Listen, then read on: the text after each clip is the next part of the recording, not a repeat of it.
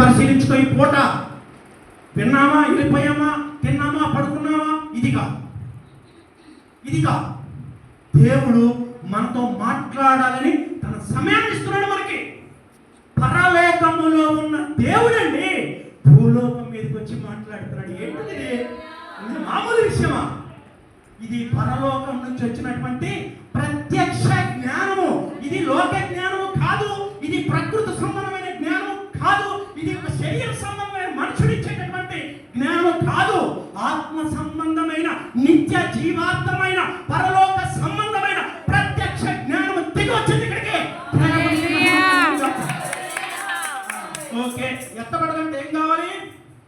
ప్రకటన 3:18 సంఘానికి ఇప్పుడు ఏం కావాలి? చాలా ఇంపార్టెంట్ ఇది. ధనవృద్ధి చేసుకున్నట్లు అగ్నిలో పునవేయబడిన బంగారమును నీ దిశమల్లా సిగ్గు కనబడకుండానట్లు ధరించుకొనుటకు తెల్లని వస్త్రములను నీకు దృష్టి కలుగునట్లు నీ కన్నులకు కాటుకను అండర్లైన్ చేసుకోండి. కొనుక్కోవాలంట కాటుకను. ఎక్కడ? మార్కెట్లో. ఎక్కడ? కాటుక అంటే ఏంటి? ఆత్మీయర్థం.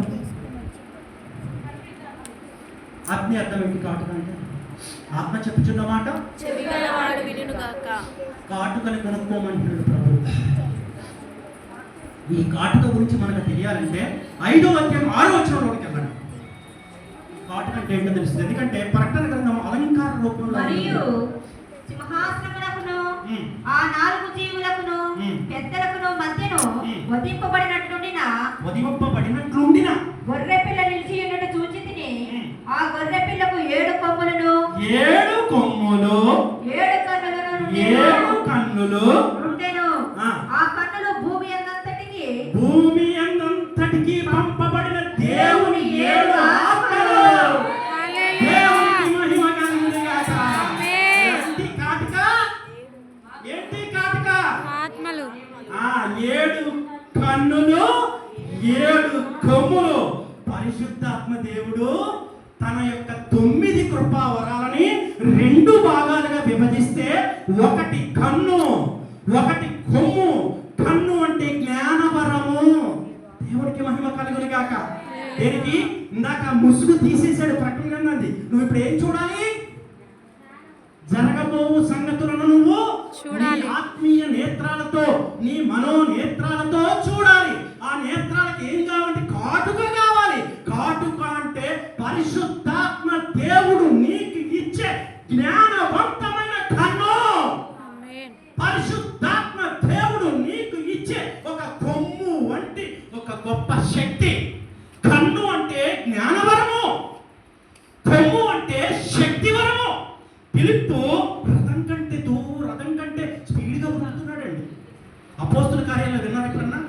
ఒక నపుంసకుడు అయినటువంటి ఒక ఐతేఫీయురాలి రాణి దగ్గర పనిచేసేటటువంటి ఐతేఫీయుడైనటువంటి ఒక మంత్రి గారు నపుంసకుడు.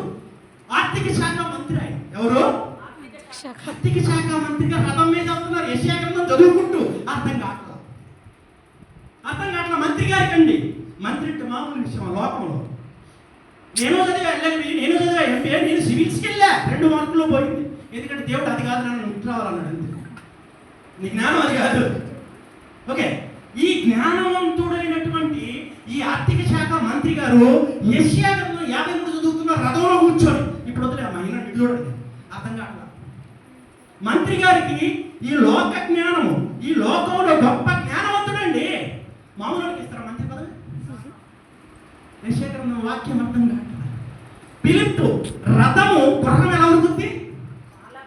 మరి ఫిలిప్పు అంటే అంతకంటే వేగంగా ఉరుకుతున్నాడట. గొర్రె పిల్ల కొమ్మది. దేవునికి మహిమ కలుగును గాక. వేగం ఇస్తాడు దేవుడు. ఎంత వేగం అంటే సృష్టిని దాటిపోతావు. నీ ముందు ఎవడు నిలవబడలేడు. ఎర్ర సముద్రాన్ని 2 పాయలుగా చీల్చిన వేగం అది. ఎరుకో కోట గోడను కూల్చి వేసిన వేగం అది. ఎలుగు బంటిని మేక పిల్లగా చీల్చి పడేసిన వేగం అది. కొదవ సింహాన్ని ఎలా చూసేసాడు శాంసంగ్. ఏంటది? వేగం, శక్తి. గొర్రె పిల్ల ఎవరా? గొర్రె పిల్ల వధింపబడిన గొర్రె. ఇది ప్రకటన ఉన్నట్లుగా చెప్తున్నాను, జాగ్రత్త. మీరు కూడా అలాగే వినాలి. కలపొద్దు, చెప్పొద్దు. వధించబడిన గొర్రెపిల్ల ఎవరు? యేసుక్రీస్తు ప్రభు. ఆయన కన్ను జ్ఞానవరము, ఆయన కొమ్ము శక్తివరము, వేగం, అధికారం ఇస్తాడు అన్నిటి మీద. వ్యాధుల మీద అధికారం, అపవాది మీద అధికారం. అదే కొమ్ము లేపట్టాడు. నువ్వు ఇవాళ కొమ్మును ధరించుకుందువు గాక, కన్నును ధరించుకుందువు గాక, శక్తి నువ్వు ఈ పూట పొందుకుందువు గాక, ఈ ఆత్మీయ ఆహారం కడుపు నిండా నింపుకొని వర్తిల్లుదువు గాక. ఆత్మీయ ఆహారం తీసుకో. దేవునికి మహిమ కలుగును గాక. కన్ను, కొమ్ము. కన్ను అంటే జ్ఞానవరము, కొమ్ము అంటే శక్తి వరము. 9 కృపావరాలు 2 రకాలుగా విభాగిస్తాడు దేవుడు. ఎవరైనా యేసుక్రీస్తు ప్రభువే. ఉదించబడిన గొర్రెపిల్ల కనబడుతుంది అక్కడ యోహాను గారికి. అర్థమైందా? ఏ మంత్రగాడు, ఏ మంత్రగాడు ఎవడు నీ ముందు నిలవలేడు. నిలబడతాడా?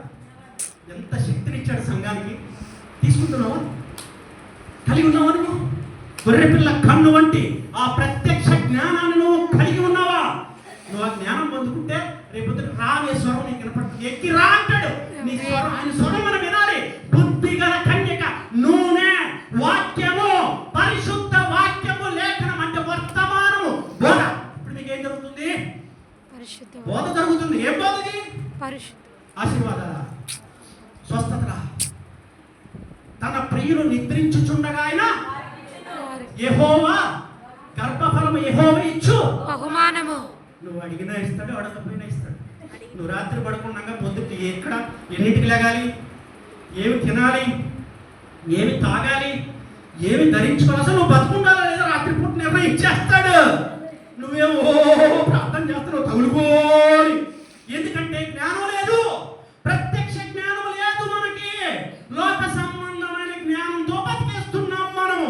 ఏమి తిందుమో, ఏమి తాగుదుమో, ఏమి ధరించుకుందాము, శరీరాశ, నేత్రాశ, జీవపు డమ్మము. రా అంటాడు. ఎక్కుతావా? పొద్దున మధ్యాకాశానికి సంగమా ఎక్కుతావా? కన్నుందా? గొర్రెపిల్ల కన్నుందా నీకు? జ్ఞానవరం ఉండాలి నీకు. గొర్రెపిల్ల కొమ్ముందా? శక్తి వరం ఉండాలి, అధికారం ఉండాలి నీకు. అవి 2 పొందుకుంటే ఆ స్వరం వింటావు. దేవుడి స్వరం. పెండ్లి కుమారుడి స్వరాన్ని వినే పరిస్థితుల్లో సంఘం ఉండాలి.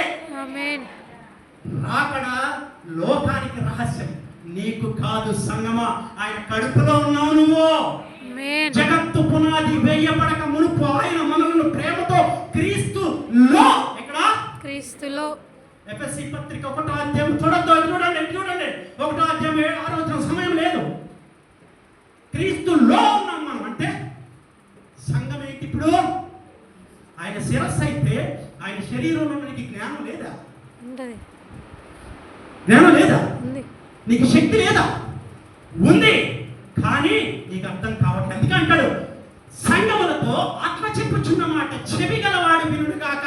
ఈ రోజున ఎఫెసీ పత్రిక 2వ అధ్యాయం 1వ వచనంలో మన అపరాధముల చేత, మన పాపముల చేత మనం చచ్చిన వారమై ఉండగా ఆయన మనలను క్రీస్తుతో కూడా జీవింపజేశాడనే వాక్యము మీ జీవితాల్లో ఫలించును గాక. ఆరిపోయిన మీరందరూ తిరిగి యేసుక్రీస్తు ప్రభు చేస్తున్న ఈ బోధ ద్వారా వెలిగించబడి నిత్య జీవానికి చేరుదురు గాక. దేవునికి మహిమ కలుగును గాక. గట్టిగా హల్లెలూయా. ఇంకొక 2 లేఖనాలు ఉన్నాయి, చెప్పరా పైన? తిట్టుకోరు. ఎందుకంటే ఆ 2 లేఖనాల్లో నిత్య జీవం ఉంది. ఓకేనా? దేవుడు మిమ్మల్ని ఆశీర్వదించును గాక.